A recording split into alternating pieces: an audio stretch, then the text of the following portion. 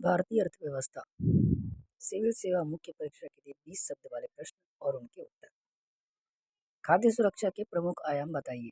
खाद्य सुरक्षा के प्रमुख आयाम है खाद्य उपलब्धता, खाद्य पदार्थों की पहुंच और खाद्य पदार्थों की खरीदने का सामर्थ्य।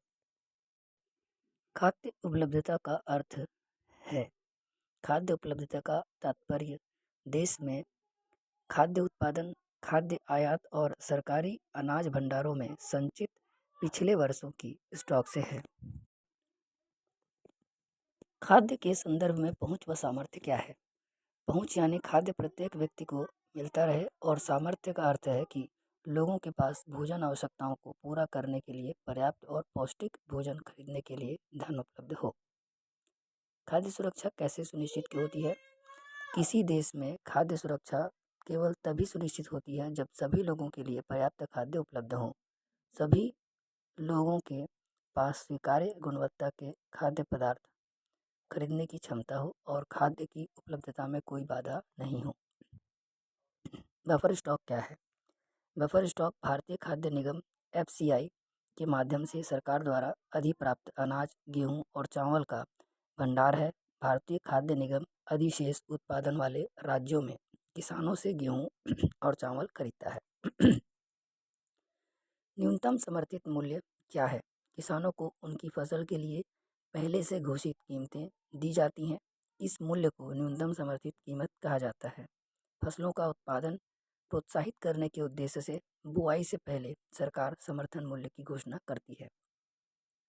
सरकार बफर स्टॉक क्यों बनाती है? खाद्यान्नों की कमी वाले क्षेत्रों और समाज के गरीब वर्गों में बाजार कीमत से कम कीमत पर अनाज वितरित करने के लिए ऐसा किया जाता है। इस कीमत को निर्गम कीमत भी कहते हैं। यह खराब मौसम में या फिर आपदा काल की समस्या हल करने में भी मदद करता है। सार्वजनिक वितरण प्रणाली क्या है? सरकार विनियमित राशन दुकानों पर राशन कार्ड धारक गरीबों को चीनी, मिट्टी का तेल और भारतीय खाद्य निगम से प्राप्त अनाज सस्ते मूल्य पर वितरित करती है। इसे सार्वजनिक वितरण प्रणाली या पीडीएस कहते हैं। काम के बदले अनाज कार्यक्रम क्या है?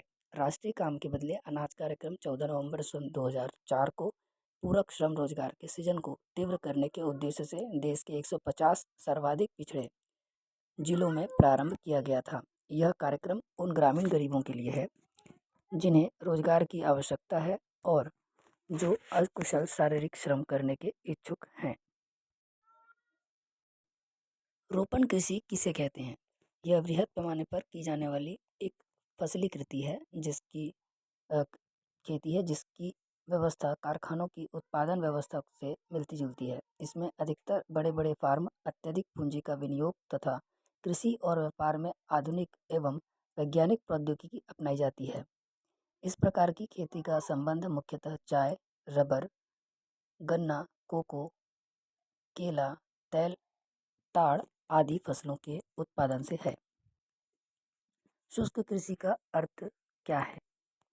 कुछ क्षेत्रों में जहाँ पर्याप्त वर्षा नहीं होती या सिंचाई की सुविधाएं नहीं है, वहाँ कृषि का एक विशेष ढंग अपनाया जाता है जिसमें मिट्टी की नमी सुरक्षित रखी जाती है और सूखा सहन करने वाली किस्म की फसलों का उत्पादन होता है। रेशेदार फसलें कौन सी हैं? कपास और जूट भारत की दो प्रमुख रेशेदार फसलें हैं। कपास उष्ण और उपोष्ण क्षेत्रों में उगाया जाता है। इसके लिए वर्ष में 210 दिन पाला रहित होना चाहिए। जूट उष्ण और आर्द्र जलवायु की फसल है। जूट फसल को तैयार होने में 8 से 10 महीनों तक का समय लगता है। रेशेदार फसलें कहाँ उगाई जाती हैं? चीन और अमेरिका के बाद भारत कपास का तीसरा बड़ा उत्पादक देश है। महाराष्ट्र, आंध्र प्रदेश, हरियाणा, पंजाब और गुजरात कपास के प्रमुख उत्पादक राज्य हैं। भारत में जूट 5 राज्यों पश्चिम बंगाल, बिहार, असम, उड़ीसा और मेघालय में उगाया जाता है। पेय फसलों के बारे में बताइए। चाय और कहवा महत्वपूर्ण पेय फसलें हैं। चाय एक विशिष्ट रोपण फसल है।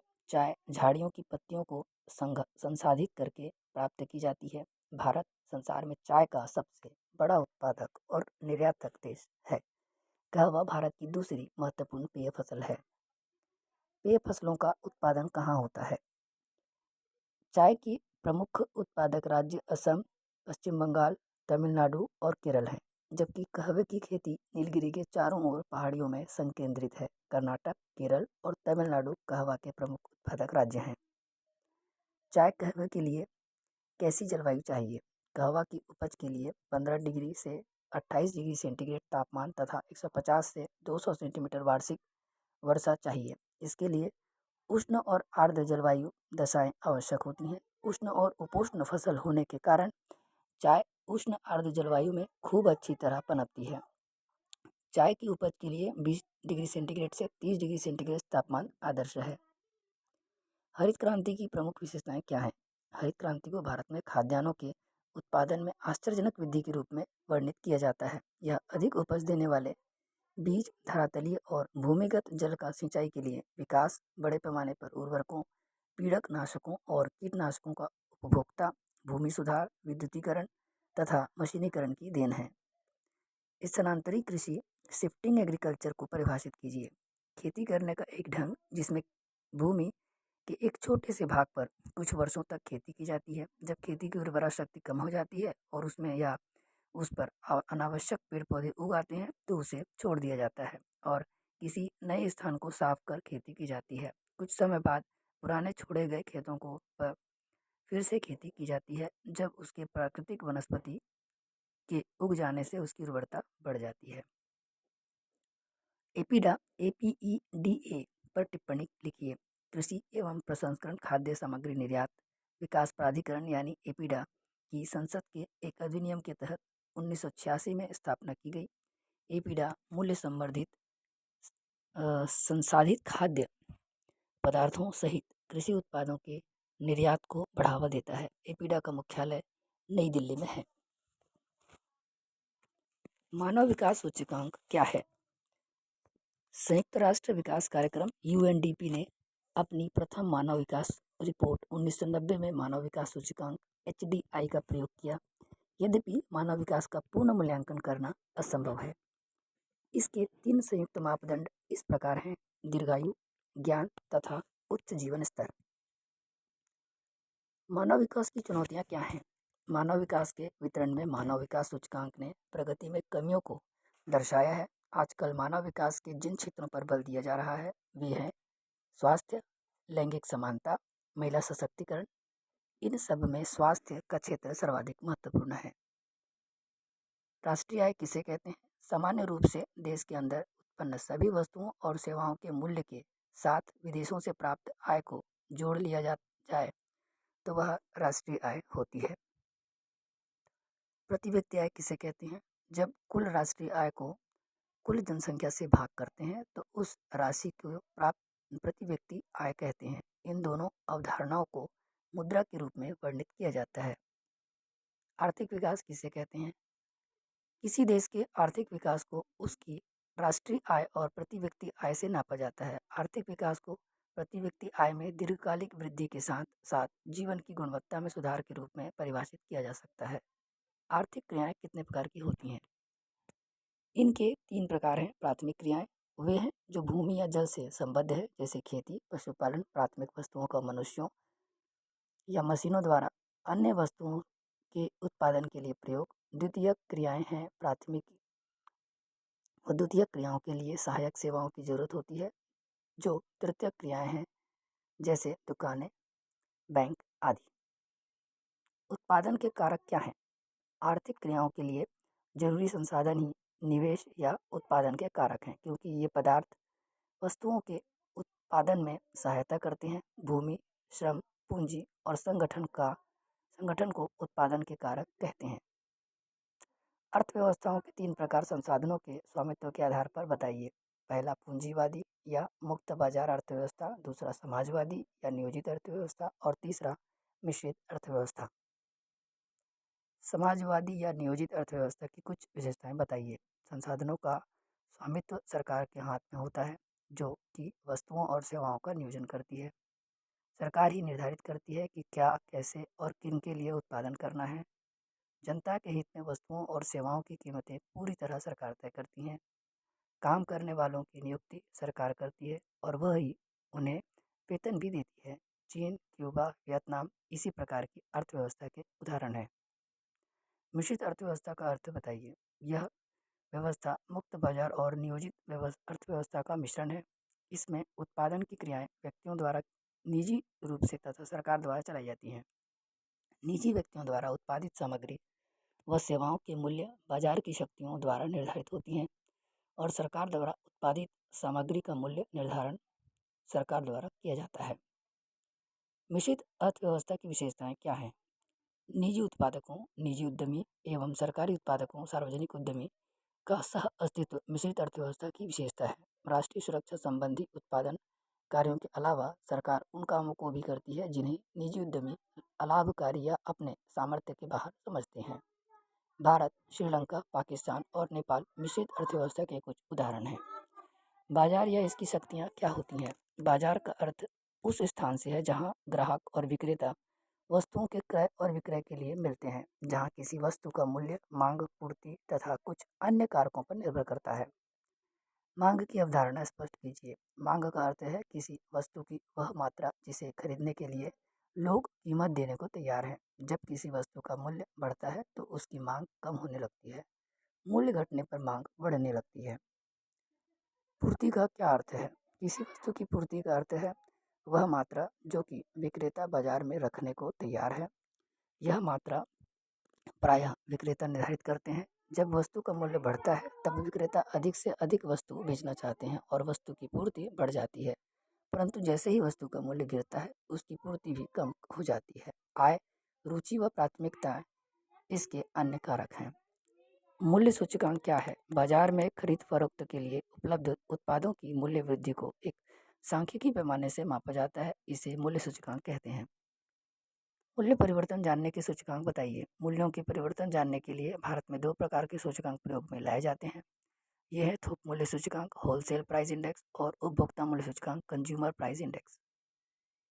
एपीएम के लिए कौन सा कानून है?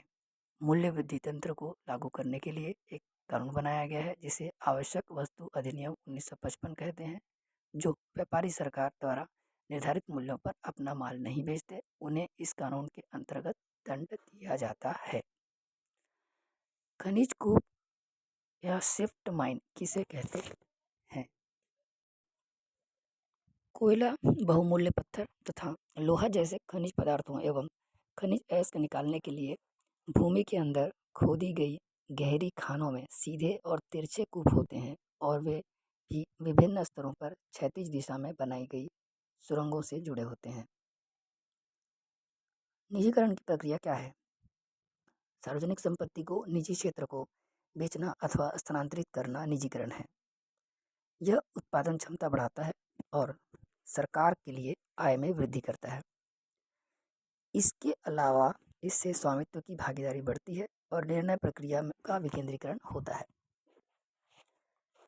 व्यापार संतुलन पर टिप्पणी लिखिए। किसी देश के कुल आयात एवं निर्यात मूल्य का अंतर यदि निर्यात मूल्य आयात मूल्य से अधिक है तो व्यापार संतुलन देश के अनुकूल है और आयात मूल्य निर्यात मूल्य से अधिक होने पर व्यापार संतुलन देश के प्रतिकूल होता है। जीडीपी और जीएनपी क्या है? सकल घरेलू उत्पाद, ग्रॉस डोमेस्टिक प्रोडक्ट एक दिए गए समय में राष्ट्रीय अर्थव्यवस्था के अंतर्गत वस्तुओं व सेवाओं के बाजार मूल्य या मौद्रिक मापदंड। सकल राष्ट्रीय उत्पाद, सकल घरेलू उत्पाद तथा विदेशियों से प्राप्त कुल आय मिलाकर सकल राष्ट्रीय उत्पाद कहलाते हैं। सार्वजनिक क्षेत्र का क्या अर्थ है? अर्थव्यवस्था का वह क्षेत्र जिसमें विविध आर्थिक क्रियाएं एवं उत्पादन साधनों का नियंत्रण और तैयार माल का वितरण सरकार अथवा उसके किसी संगठन द्वारा किया जाता है। स्वच्छंद आयोग फूटलूज इंडस्ट्री का क्या मतलब है?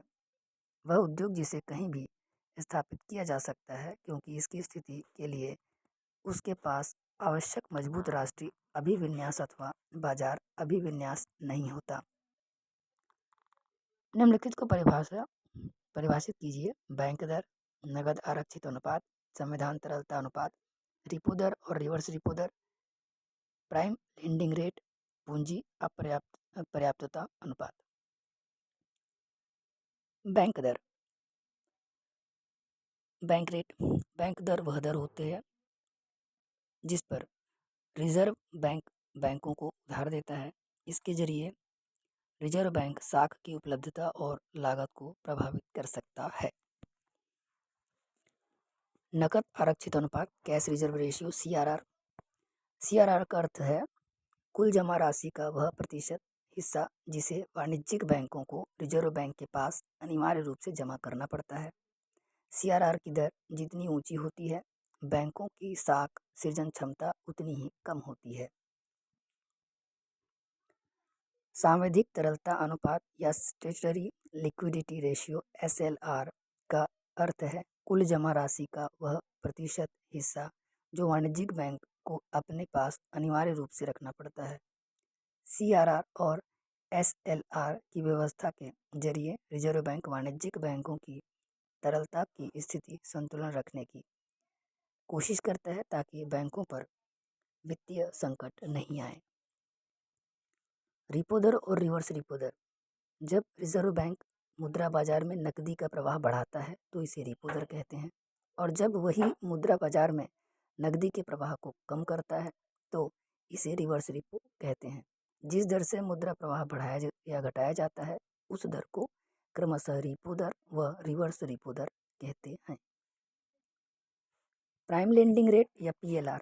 किसी भी बैंक के लिए प्राइम लेंडिंग रेट वह ब्याज दर है जिस पर बैंक उस ग्राहक को जिसके संबंध में जोखिम शून्य है को ऋण देने को तैयार है।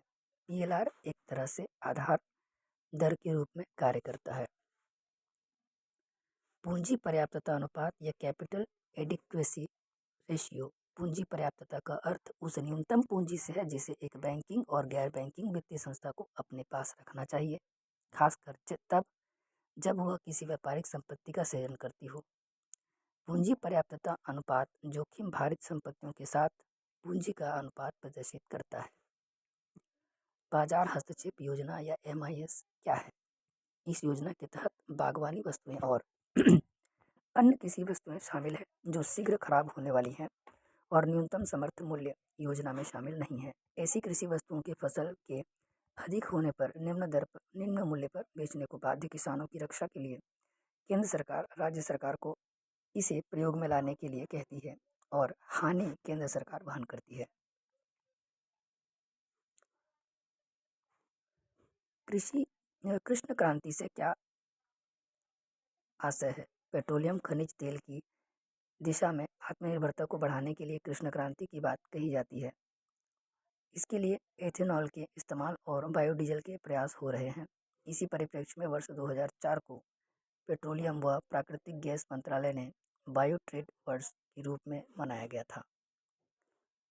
MON 863 क्या है?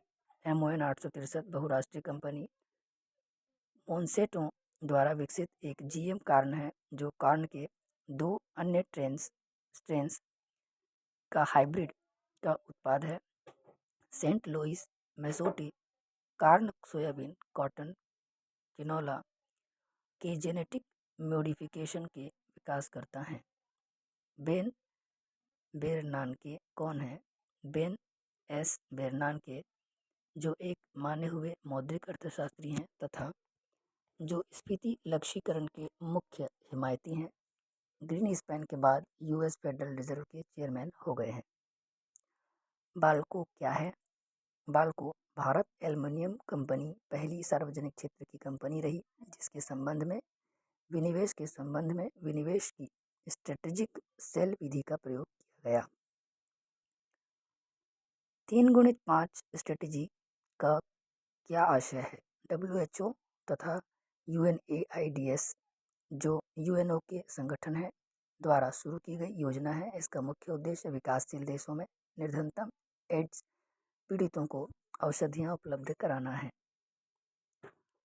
इंडियन ट्रेड ऑर्गेनाइजेशन ITO क्या है? 2006 में राष्ट्रीय कृषक आयोग के चेयरमैन MS स्वामीनाथन ने अपनी तीसरी रिपोर्ट दी जिसमें उन्होंने 2006-07 वर्ष को एग्रीकल्चरल रिन्यूअल ईयर घोषित करने का सुझाव दिया तथा WTO की तर्ज पर इंडियन ट्रेड ऑर्गेनाइजेशन ITO स्थापित करने की बात की जो WTO से संबंधित कार्यों में विशिष्टीकरण प्राप्त करेगा। GVK तथा GVR क्या है? 1 फरवरी 2006 में जीवीके तथा जीवीआर कंसोर्टियम को मुंबई तथा दिल्ली हवाई अड्डे के आधुनिकीकरण के लिए दिया गया। ओवरसीज सिटीजन ऑफ इंडिया योजना के बारे में टिप्पणी लिखिए। इसका प्रारंभ प्रधानमंत्री मनमोहन सिंह ने 7 फरवरी 2006 को चौथे प्रवासी भारतीय दिवस सम्मेलन के हैदराबाद में किया, जिसके तहत विदेशी नागरिकता प्राप्त की जाएगी, जिससे उन्हें भारत आने पर बीमा या पुलिस पुष्टि की आवश्यकता नहीं होगी। वॉलमार्ट पर टिप्पणी लिखिए। वॉलमार्ट खुदरा सामान बेचने वाली विश्व की सबसे बड़ी रिटेलर्स कंपनी है, जो जापान, अमेरिका, मेक्सिको तथा चीन में साझेदारों के माध्यम से कार्य कर रही है। राष्ट्रीय निवेश कोष का गठन क्यों किया गया? राष्ट्रीय निवेश कोष के गठन के तहत केंद्रीय सार्वजनिक क्षेत्र के उद्यमों के विनिवेश से प्राप्त राशि की 75% आय का उपयोग सामाजिक क्षेत्र की योजनाओं, राष्ट्रीय ग्रामीण भोजन योजना, पेयजल और स्वच्छता, एकीकृत बाल विकास परियोजना आदि पर किया जाएगा, जबकि शेष 25% वार्षिक आय को चुनिंदा बीमार एवं लाभजन्य सार्वजनिक उपक्रमों के पुनरुद्धार हेतु व्यय किया जाएगा। विश्व व्यापार संगठन पर टिप्पणी लिखिए। विश्व व्यापार संगठन WTO की स्थापना 1995 में संयुक्त राष्ट्र संघ के सदस्य देशों द्वारा आपसी व्यापार बढ़ाने के लिए की गई थी। इसका मुख्यालय जेनेवा में है। इसका उद्देश्य अंतर्राष्ट्रीय व्यापार को इस प्रकार संचालित करना है कि उसमें समानता व खुलापन हो और वह बिना किसी भेदभाव के हो। इसके सदस्य देशों को ऐसे कानून और नीतियाँ बनानी पड़ती हैं जो विश्व व्यापार संगठन के नियमों से मेल खाती हों। WTO के राष्ट्रीय व्यवहार नेशनल ट्रीटमेंट सिद्धांत का क्या आशय है? यह सिद्धांत यह सुनिश्चित करता है कि एक बार हमारे उत्पाद अन्य WTO सदस्य के यहाँ आयात हो जाने पर उस देश के उत्पादों की तुलना में उनसे भेदभाव नहीं किया जाएगा। विश्व व्यापार संगठन WTO में सेवाओं के व्यापार से संबंधित निर्धारित 4 मोडों का उल्लेख करें। पहला मोड है पेशेवरों के बिना आगमन की सीमा पार सेवाओं की आपूर्ति। दूसरा मोड है विदेशी उपभोक्ता को अपनी सेवा प्रदान करना। तीसरा मोड है वाणिज्यिक उपस्थिति। चौथा मोड है व्यक्तियों की आवाजाही के माध्यम से सेवाओं की आपूर्ति। ग्रीन बॉक्स और ब्लू बॉक्स सब्सिडी क्या है? विकसित देश अपने किसानों को ये सब्सिडियाँ देते हैं। ग्रीन बॉक्स सब्सिडी कृषि क्षेत्र में शोध, रोग नियंत्रण और खाद्य सुरक्षा के लिए दी जाती है। ब्लू बॉक्स सब्सिडी के तहत किसानों को बेहतर उत्पादन के लिए सीधे भुगतान किया जाता है। ग्रेट अलायंस क्या है? दुनिया के विभिन्न संगठनों G20, G33, अफ्रीकी कैरिबियाई प्रशांत, अफ्रीकन कैरिबियाई पैसिफिक या ACP और अल्प विकसित देशों LDC और अन्य छोटे देशों ने मिलकर पिछले दिनों विश्व व्यापार संगठन के हांगकांग में हुई सभा में ग्रेट अलायंस की स्थापना की। नामा क्या है? यह विश्व व्यापार संगठन के सदस्य देशों के बीच एक बहुपक्षीय व्यापार समझौता वार्ता से जुड़ा एक मुद्दा है। नामा विभिन्न प्रकार की शुल्क संबंधी बाधाओं सहित अन्य प्रकार के शुल्कों में कमी करने या उन्हें समाप्त करने पर बल देता है। नामा पर समझौते से विकासशील देशों के गैर कृषि उत्पादों को विकसित देशों में अधिक पहुंच मिलती है।